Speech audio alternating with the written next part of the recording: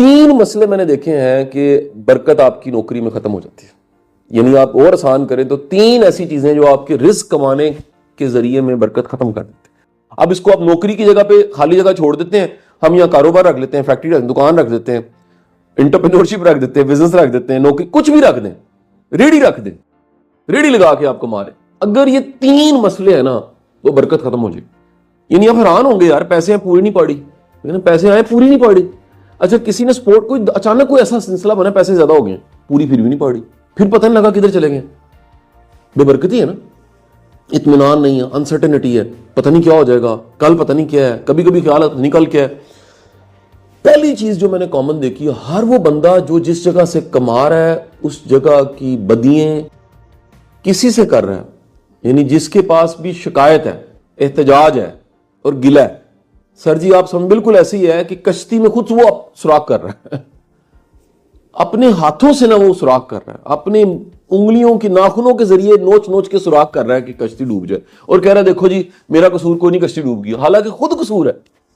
गिला शिकवा शिकायत, अच्छा इसके 2 दर्जे हैं जी गिला शिकवा शिकायत के। एक दर्जा है ये कि बंदा किसी को कहे, अच्छा देखें ये क्या वेंट आउट, मैं उसके खिलाफ नहीं हूं, लोग मिक्स कर देते हैं। वेंट आउट है खुदा ना खास्ता आप में कोई मुश्किल में है तो वो फौरन राब्ता करता है, यार मैंने सर से मिलना है, ये एक मुश्किल है मेरी, आसान हो जाएगी, अगर मेरी थोड़ी हेल्प हो जाए ना तो मैं मसले से निकल जाऊं। मसले को नहीं, ये शिकवा शिकायत नहीं है।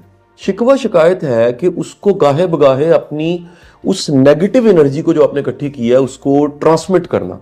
अब मैं इसकी बहुत डीप कॉन्सेप्ट में नहीं जाऊंगा, असल में होता क्या है, उसकी कंडीशनिंग कैसे होती है। न्यूरो साइंस में कंडीशनिंग होती है कि लॉक हो जाता है बंदा। अच्छा, एक गिले और शिकवे की शिकायत की हालत है कि आपके अपने अंदर चलता रहता है, ये उससे भी ज्यादा खौफनाक है। ये बिल्कुल ऐसे ही जैसे गाय जुगाली करती है ना, बकरा ईद पे हमने जुगाली करता है, खा भी लेता थोड़ी देर तक ना, मुंह चलाता रहता है। माइंड भी जुगाली करता है, और माइंड जब जुगाली करता है ना तो उसकी अलामत ये है कि वो अपने साथ ही डायलॉग शुरू हो जाता है। अच्छा, कभी कभी होना नॉर्मल है, हम सबके साथ कभी कभी होता है, हमारा माइंड चलता रहता है सोने से पहले किसी टाइम पे, ये रहनी सी कहना चाहिए, इंज कहना चाहिए, गलत हो गया इंज नहीं सी, ये नॉर्मल है। लेकिन अगर आपका गिला शिकवा शिकायत की तस्वीर चल पड़ी है समझाने के लिए कह रहे हो, किसी का कल्ब जारी हो गया, सुना ना तस्बीह, वो जी जिक्र करते हैं अल्लाह का या हयू या कयूम का, कल्ब जारी हो गया। अब एक लम्हे के लिए सोचिएगा कि किसी का खुदा ना खास्ता अगर कल्ब जारी हुआ है और वो गिला शिकवा और शिकायत पे हो गया, यानी ट्यून्ड उसकी रेडियो की फ्रिक्वेंसी मनफी हो गई, बेबरकती शुरू हुई। जिस मुसीबत ने नहीं भी आना वो भी चल के ना आ जाएगी। जिस तरह मैं कहता हूं कि तकब्बुर बजाते खुद बला को बुलाने का आसान तरीका, तकब्बुर बला को बुलाने का सबसे आसान तरीका है, मुसीबत को बुलाने का सबसे आसान तरीका ये है कि आप गिला शिकवा शिकायत को अक्सर अपने अंदर और दूसरों के साथ, ये पहली अलामत है।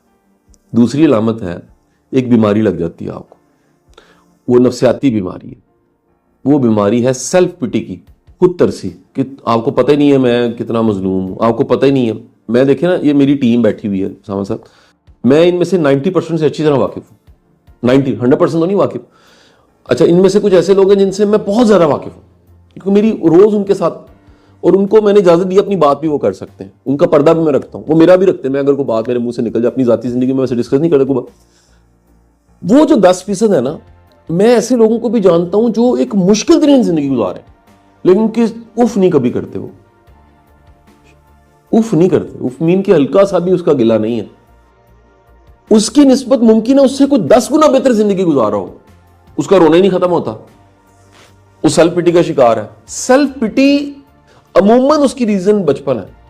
ये सेल्फ पिटी की बीमारी आपको लग जाती है, आप हबड़े खुद तरसी, हर जगह आपको लगता है यार मैं काबिल तक, उनको अंदाजा नहीं है मैं कितना मजलूम हूं, मैं कितनी एफर्ट कर रहा हूं, उसका रिजल्ट नहीं है। असल में ऐसा नहीं हो रहा, वो आपका एक इल्यूजन खड़ा हुआ है कॉन्सेप्ट का, हकीकत में ऐसा नहीं है, आपको अपने आप पे तरस आता रहेगा।